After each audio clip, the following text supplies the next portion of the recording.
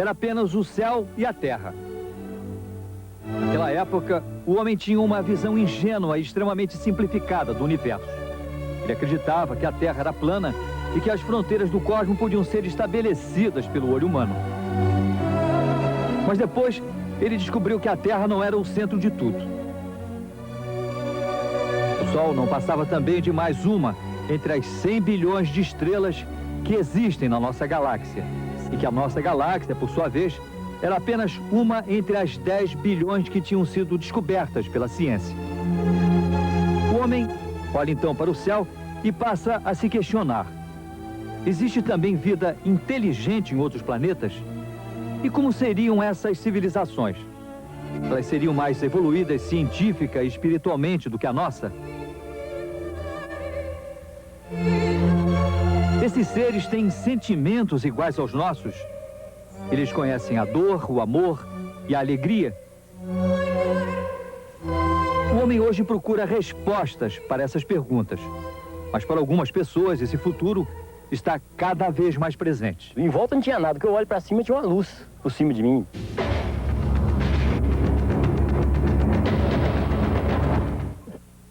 Ligou e subiu, e veio por cima do caminhão.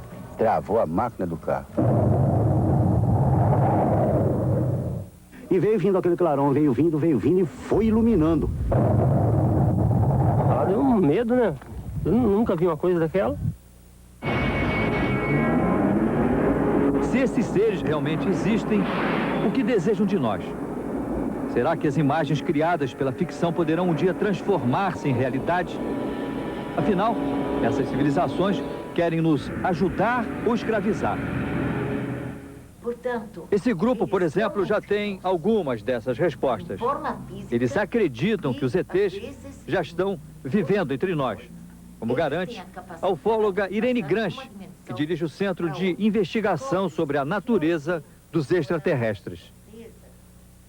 O que pode ser comprovado cientificamente é a presença deles entre nós, a comunicação que eles têm com as pessoas fisicamente. Quando o disco desce, falam normalmente com essas pessoas, depois vão embora ou levam a pessoa junto. Então, essa é uma comprovação.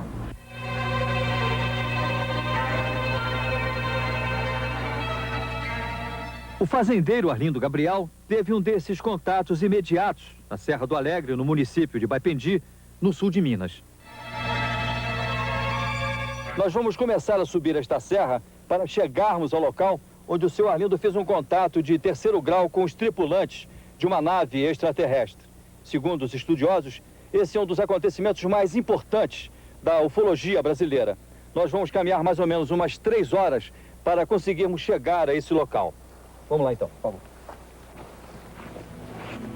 Nós fizemos essa caminhada em companhia do ufólogo Ubirajara Franco Rodrigues, que acompanha esse caso desde o início. Percorremos a mesma trilha que Arlindo utilizou com 2 outros companheiros no dia que ele disse ter observado objetos estranhos no alto do morro. Foi aqui, depois de caminhar quase durante 2 horas, que o senhor Arlindo se separou dos outros 2 companheiros com os quais veio caçar no alto da serra. Cada um seguiu por um caminho. O que foi que aconteceu com o senhor quando o senhor ficou sozinho? Quando eu fiquei sozinho, eu entrei num mato grosso e saí numa roda de campo. Então lá eu vi um relâmpago quando desceu atrás de um espigão de campo. Então eu fui lá para ver o que tinha nesse lugar. E o que o senhor viu? Aí eu vi um aparelho em forma de poste dessa largura. Tinham 2 bracinhos dos 2 lados e em cima também tinha uma bola grande. E essa bola estava acendendo, vermelho e branco, sem parar. Depois, o fazendeiro nos levou até o local onde ele disse ter visto e fotografado os objetos que pousaram a pouco mais de 200 metros de onde ele estava. Quando eu disse mais para baixo um pouquinho, desceu outro. Desceu um aparelho feito uma piorrinha, desceu assim no chão, na ponta dessa parede tinha feito uma espada. Desceu e fincou no chão e parou. Parou e esse aparelho tinha uma hélice em cima e estava girando assim, dava aquela volta maneirosa e estava girando. Então eu virei o filme, tornei fotografar o aparelho. E fiquei quieto. De repente aquele fez assim, deu um sopro, transformou uma fumaça bem alvinha, branca, ficou parada a fumaça. Então eu fotografei a fumaça também. Quando eu desci de pouco a pouco ali atrás, mais ou menos ali, desceu um outro de cima, veio, desceu uma certa distância assim, foi cambaleando, assim, desceu, parou no chão e ficou quieto. Fui caminhando um pouquinho, caminhando para cá, depois eu escutei um barulho, fez assim, assim, veio do motor afogado. Quando eu olhei para cima, desceu aquele aparelho, um aparelho grande. Maior, né? Maior, branco, ele dá um corpo de uns 2 ônibus. Quando eu fui para fotografar, o aparelho veio, um relâmpago em mim, me chegou à vista. Eu fui esfregando a vista de pouco a pouco, fui esfregando, quando deu de abrir a vista, 2 homens baixinhos me pegou um de um lado, outro do outro. Quando eles me pegaram, essa hora eu fiquei assim, meio violento. Aí eu falei para ele, pelo amor de Deus, me solta, eles não largaram não. Ele disse assim para mim, em Deus nós todos somos irmãos, nós não fazemos mal a ninguém. E quando eu entrei dentro do aparelho, então eu achei 2 homens, tinha 2 homens sentados numa poltrona, assim, batendo máquina. Não estava instalando, estava tec, batendo. Tinha um cômodo do tamanho de um banheiro e tinha um aparelho repartido em 2 partes. Tinha uma tela de um lado, outra tela de outro. Você vai lá, vai, aperta um botão assim, acendeu aquela lente. Acendeu perfeito aquela lente, eu vi. Então ela fez a explicação, apareceu a lua, ela disse aqui é a lua. Apareceu para cima o sol, ela disse aqui é o sol. E apareceu do outro lado uma mancha. Não parecia se era a terra ou se era a luz, era uma mancha esquisita, feita uma gema de ovo. Então ela falou, aqui é onde nós estamos. Nós viemos aqui e voltamos com poucas horas, mas é de acordo com a rotação da Terra. A nave sumiu, mas deixou algumas pegadas no chão. Essas marcas foram depois analisadas pelo grupo de pesquisadores, chefiados pelo ufólogo Ubirajara Rodrigues. Um dos moldes em gesso trata-se exatamente desta peça, que nós tiramos no local, que é uma disposição trapezoidal de 16 furos e cujo teste de peso demonstrou que seria necessário um peso simultâneo de 2,5 toneladas para fazer as 3 marcas em tal profundidade, tão simetricamente como ficaram na época. O Ubirajara guarda em casa uma outra lembrança desse contato. A máquina fotográfica que o fazendeiro usou para documentar o aparecimento dos objetos. Segundo ele, o mecanismo interno da máquina foi carbonizado pelo calor provocado pelo excesso de luz gerado pelo avistamento. Outra lembrança desse contato foi a sacola de pano do fazendeiro que teria sido levada cheia de mantimentos pelos extraterrestres. A sacola foi depois devolvida vazia, com caracteres não identificados estampados no pano. Vocês conseguiram traduzir ou tem-se uma ideia do significado dessas inscrições que apareceram impressas nesse embornal? Em termos de tradução, nós não temos nada. Mas o que há é que existe uma certa relação desses caracteres com caracteres hebraicos arcaicos. Mas tradução ainda não conseguimos. Existe alguma semelhança? Existe uma semelhança dos caracteres até com alguns trechos dos pergaminhos de Qumran, dos pergaminhos de Mar Morto.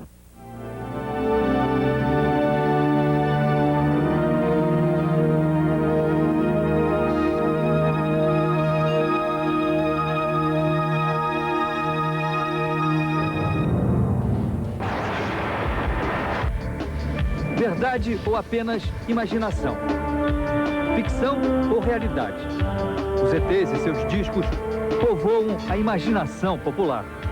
E até nos lugares onde os filmes de ficção científica ainda não chegaram, os homenzinhos verdes fazem parte do dia a dia e de algumas histórias fantásticas, contadas com luxo de detalhes.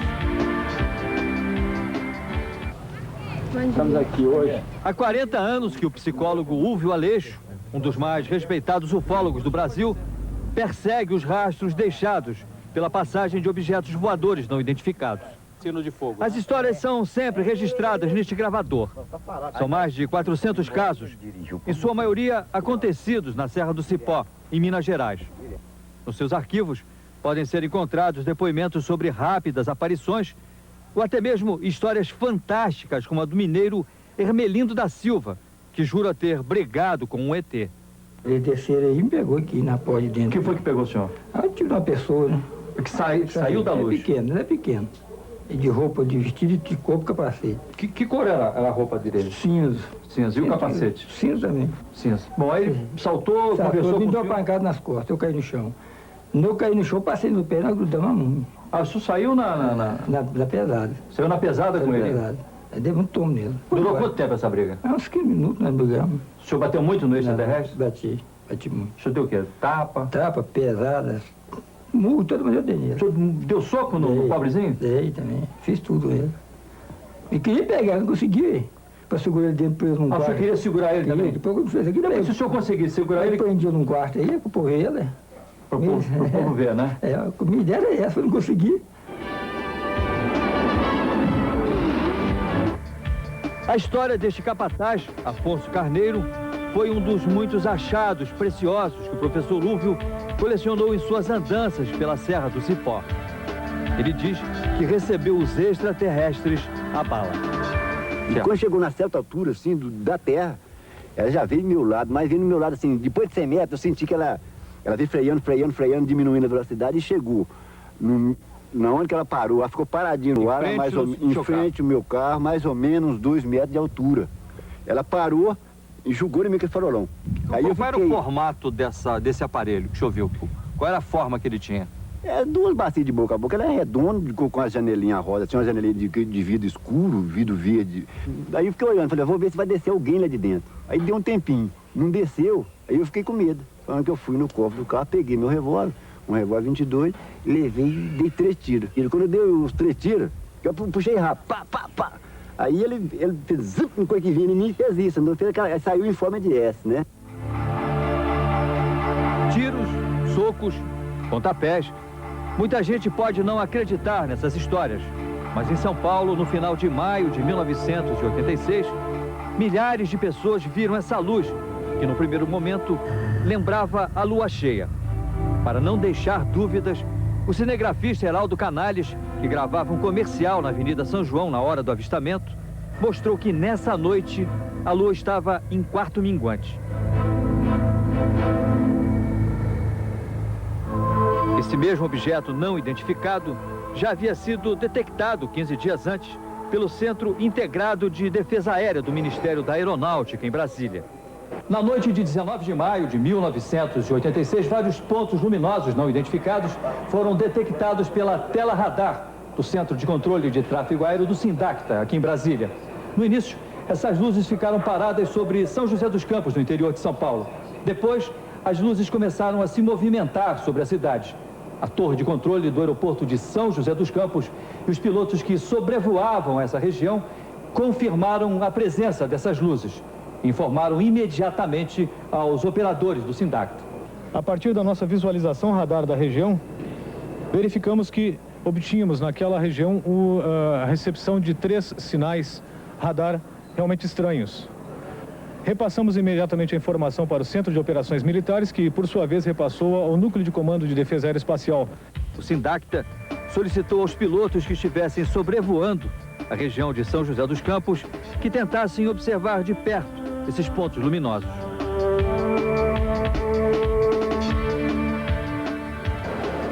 Um desses pilotos foi o então presidente da Embraer, Coronel Osiris Silva.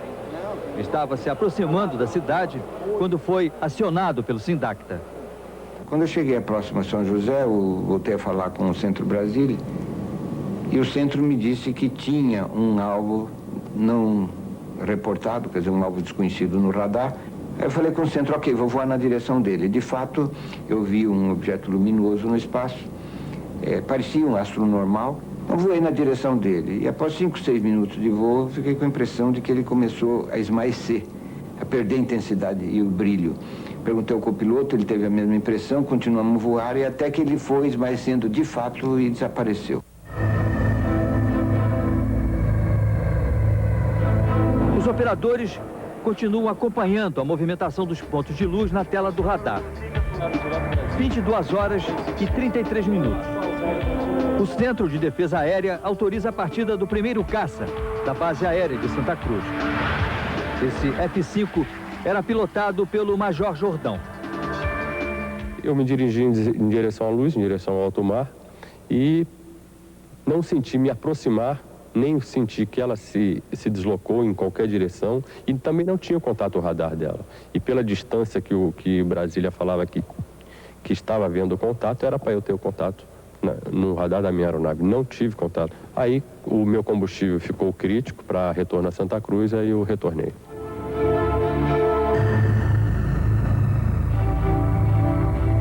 A perseguição continua.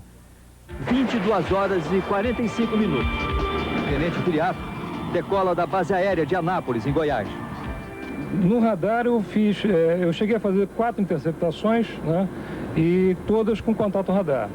Mas não consegui ver em nenhum momento nada, né, apenas no radar.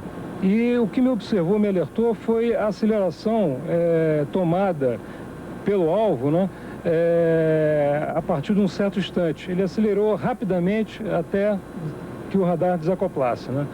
E eu acredito... Seria que velocidade? Eu acredito em torno de um Mach 15, mais ou menos, porque foi muito rápida a aceleração. 15 vezes a velocidade do som? Exatamente, exatamente. Eu já estava a 1.2, 1.3 vezes a velocidade do som, e o objeto atingiu uma velocidade bem mais alta do que eu estava. Quer dizer, não existe nenhum avião que possa desenvolver essa velocidade? Na atmosfera eu desconheço.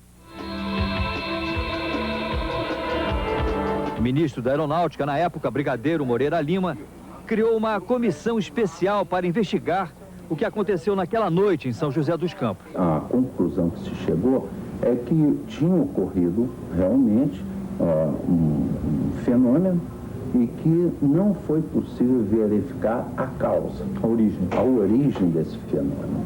Houve realmente algo diferente, estranho, mas não pudemos chegar a uma conclusão definitiva.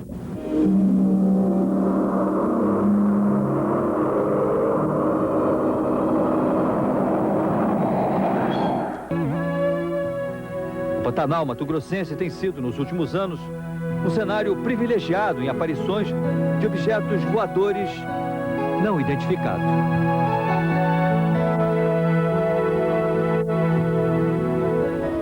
O jornalista e ufólogo Ademar Gevaert há 10 anos que investiga esses fenômenos no Pantanal. Ele percorre os rios, visitando as populações ribeirinhas, a fim de recolher depoimentos sobre esses avistamentos. Aí eu abaixei para segurar a canoa, para eles subirem, né? Quando eu virei assim, eu deparei com um vulto, uma bola de fogo, exagerada, né? E saiu nesse sentido aqui. Essas histórias são depois reproduzidas na revista dirigida por Gevaert, que recebe mensalmente dezenas de cartas e fotografias sobre objetos voadores não identificados. Você recebe material de todo o Brasil. Quais as fotos que você considera mais importantes e que você mantém guardadas no seu arquivo? Nós recebemos fotografias das mais diversas. Essa aqui, por exemplo, é uma fotografia muito interessante, feita em Recife, há alguns anos atrás, e mostra um Boeing 727 de uma companhia nacional decolando no Aeroporto Internacional de Recife, enquanto um objeto voador não identificado, em forma de disco, que ninguém viu, aparece a cerca de 60 metros da cabine de comando do avião. Essa outra fotografia foi obtida de dentro do pátio da Embaixada da França em Brasília, por uma funcionária. Mostra um objeto intensamente iluminado entre as nuvens. É uma fotografia realmente impressionante. Todo o material divulgado pela revista é antes analisado pelo engenheiro eletrônico Claudeir Covo, para saber se se trata de uma fraude ou de um flagrante autêntico. Claudeir, com a ajuda do computador, examina sempre os negativos para verificar se não houve algum truque durante o processo de revelação. Com a sua experiência, bateu o olho e você já sabe se a foto é falsa ou verdadeira. Em alguns casos, sim. Por exemplo, casos de reflexo, como esse exemplo, só de bater o olho já percebe-se que trata-se de um reflexo. E essa aqui que parece mais um charuto? Essa fotografia ocorreu próximo ao aeroporto de Congonhas, aqui em São Paulo, em 1976. Tomamos conhecimento da foto, pegamos o depoimento da pessoa e depois fomos ao local fazer uma série de análises. Ao princípio pensávamos que tratava de um avião. Fizemos essas fotografias, comparando com aquela fotografia, o avião passando, mas podemos verificar que existe a asa do avião que tem menos massa que o corpo, ele marca menos, enquanto que o corpo marca mais. e o centro da marca é um pouco mais escuro, coisa que não ocorre. Aqui a gente verifica que de ponta a ponta existe uma marca clara em relação à iluminação de cima para baixo, o fundo dele escuro, que formou a sombra devido à iluminação estar em cima, e nós não vemos nenhum tipo de marca de asa, como por exemplo essa foto aqui mostra. Nitidamente dá para ver que tem um objeto com asa. No caso então dessa foto aqui, foi dada como autêntica, essa como verdadeira, como verdadeira.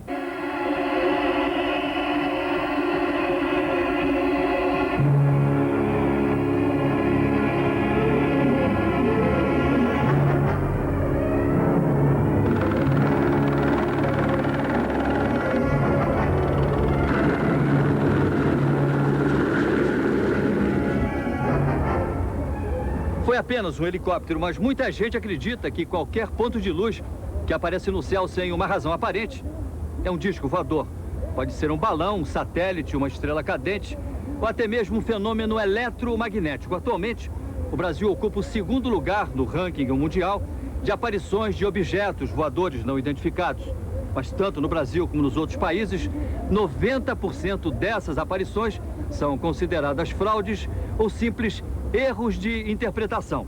Agora, sempre que você observar qualquer ponto de luz no céu, preste muita atenção, porque pode ser um disco ou apenas um balão. Antônio Zuccarelli teve a certeza de que o que ele viu não foi um balão. Na noite de 19 de abril de 1991, ele gravou essa imagem sobre a cidade de São Bernardo do Campo. Mas eu não queria... Rose Rago estava com o marido em Curitiba quando conseguiu documentar este objeto em janeiro de 1991. Para Rose, o que ela viu no céu era um disco voador. A empresária Aline Ferreira estava reunida com um grupo fazendo meditação na Chapada dos Guimarães, em Mato Grosso, quando teve uma surpresa. No que a gente abriu o círculo e olhou para cima, tinha um OVNI em cima da gente, bem perto. Pelo cálculo que o Claudeir fez, mais ou menos a uns 1000 metros da cima da cabeça da gente. E qual foi a sua emoção? Então, na verdade, foi violenta, se você quer saber, viu? Ela reagiu assim na hora da gravação. Estou sentindo uma emoção muito grande. Perceba que o quadro da filmadora está parado. E ela pula. É a coisa mais linda deste mundo. Meu Deus, como é lindo isto. Nada do que eu possa igualar, dizer para você como emoção, não vai se equiparar ao que foi aquela hora. Foi, assim, sublime demais. É uma coisa inesquecível. Para chorar mesmo, viu? Que foi lindo demais. Mas de todos os avistamentos documentados no Brasil, o que realmente fascinou os ufólogos brasileiros foi este, ocorrido em 1992, em Casimiro de Abreu, no estado do Rio. Ele acende, ele faz um monte de coisa. O ufólogo Marco Antônio Petit, que pesquisa essas aparições, diz que nunca viu nada igual. Observando nesse filme, possivelmente, é a base do objeto. O objeto mesmo não está visível diretamente. E qual seria, no caso, o tamanho desse disco, já que a gente está vendo apenas a base iluminada? Olha, ele poderia chegar a ter até mais do que 15 ou 20 metros. De diâmetro? De diâmetro no seu eixo maior. Certamente nós estamos diante de um dos melhores filmes já feitos no Brasil nos últimos anos, documentando os chamados discos voadores. Todas as análises feitas em cima do mesmo confirmaram a sua autenticidade.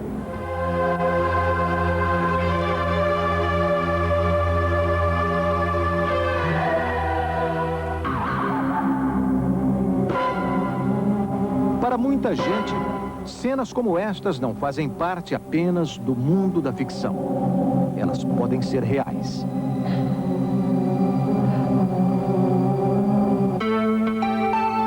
Uma pesquisa do Instituto Gallup, feita há 3 anos, revelou que 1 em cada grupo de 7 americanos diz que já viu um disco voador. A mesma pesquisa também revela que 46% dos americanos acreditam na existência de seres parecidos com a gente, vivendo em outros planetas do universo. E mais, 5 em cada 10 pessoas nos Estados Unidos acreditam que o contato entre seres de outros planetas, os ETs, e os habitantes da Terra vai acabar um dia acontecendo, se já não aconteceu.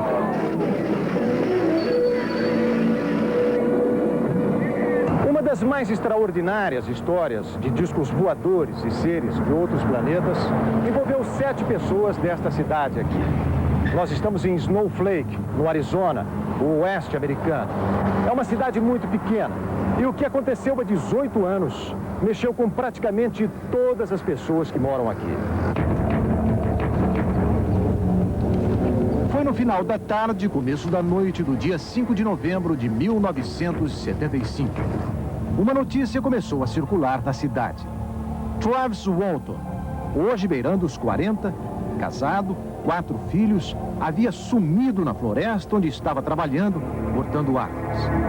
E segundo o relato de 6 companheiros que estavam com ele, Travis havia sido sequestrado por um disco voador. A pequena Snowflake viveu uma história fantástica. Tão fantástica que chamou a atenção de Hollywood, dando origem ao filme Fire in the Sky, Fogo no Céu.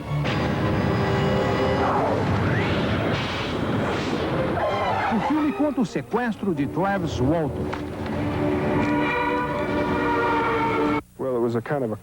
Exatamente como ele me contou nesta entrevista. Nós estávamos em 7 na caminhonete cabine dupla voltando para casa. Estava começando a escurecer, todo mundo cansado. E vimos uma luz vindo entre as árvores. Sentimos uma coisa estranha nessa luz. Ninguém disse nada, ficou um silêncio, todos olhando na mesma direção. Travis pensou que fosse fogo, talvez um incêndio na floresta, talvez um desastre de avião. Quando avançamos um pouco, disse ele, vimos a fonte da luz e aí começamos a ouvir um ruído e pudemos ver o objeto.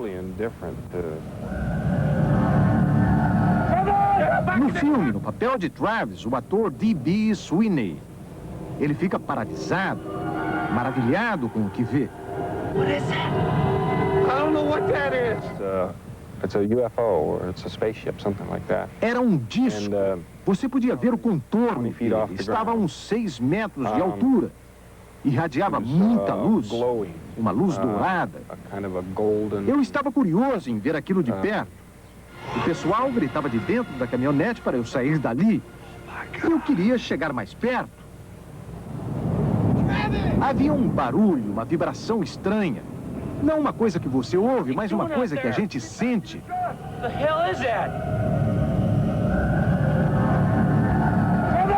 Back in the truck! A coisa começou a mexer assim. Fiquei assustado e pulei atrás de um tronco de árvore caído para me proteger. Foi aí que eu achei que devia mesmo dar fora. Quando me levantei, alguma coisa me bateu, me atingiu. Foi como um choque elétrico. Eu desmaiei. Os companheiros de Travis que ficaram na caminhonete dizem que foi uma descarga elétrica vinda da parte de baixo do disco. Mike Rogers, que estava na direção da caminhonete, fala que a descarga do raio foi tão forte que jogou o corpo de Travis para o ar, uns 2 metros de altura. E quando ele caiu no chão, parecia morto. Ficaram apavorados e saíram para a estrada buscando socorro. O xerife duvidou da história deles, mas colocou mais de 100 homens a cavalo na floresta, com a ajuda de helicópteros, na tentativa de encontrar Travis. A polícia não encontrou nenhum sinal do disco voador, nem de Travis. Ele simplesmente desapareceu. Os companheiros dele foram acusados de assassinato. A polícia acreditava que, na verdade, eles queriam matar Travis e inventaram a história do disco voador. Suspeitos de assassinato, os companheiros de Travis passaram por um detetor de mentiras. O resultado espantou o xerife. Nada indicava que aquilo era uma invenção, uma fantasia. O aparelho apontava. Aqueles homens não estavam mentindo. Travis tinha sido sequestrado pelos ocupantes de um disco voador. A partir dali, tudo parece muito confuso na memória deste homem. Ele conta que perdeu a consciência e só se lembra de ter voltado a si num lugar que parecia a sala de um hospital, em companhia de seres estranhos.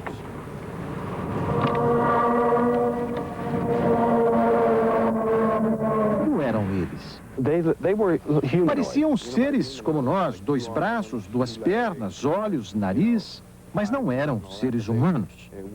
Tinham a cabeça grande, sem cabelos, boca pequena, nariz pequeno, mas olhos muito grandes.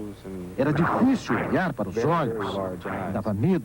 Você chegou a conversar com eles, não? Não, não falava. Só eu gritei, apavorado. Peguei um objeto de cima de uma mesa e tentei me defender. Eles vinham na minha direção. Aí eles viraram e saíram do lugar. Mas eles voltaram. E no filme esta passagem aparece assim. Uma cena de violência que pode não ter se passado exatamente assim, segundo as lembranças de Travis. O fato é que ele perdeu os sentidos pela segunda vez. Quando Travis Walton recuperou a consciência, ele estava aqui, na beira dessa estrada, exatamente no lugar onde eu estou agora, a 80 quilômetros da cidade dele, Snowflake. Ele não tinha consciência, ele não sabia, mas haviam se passado 5 dias desde aquele momento em que ele desapareceu na floresta. Eu estava caído de bruços, a cabeça apoiada no braço. Consegui levantar e vi uma luz brilhando, iluminando a estrada. Olhei para cima para ver de onde vinha a luz e vi novamente o disco. Estava em silêncio. Era diferente do que eu vi pela primeira vez. Era mais liso, de um material mais polido. Só deu tempo de olhar. Ele foi embora em silêncio.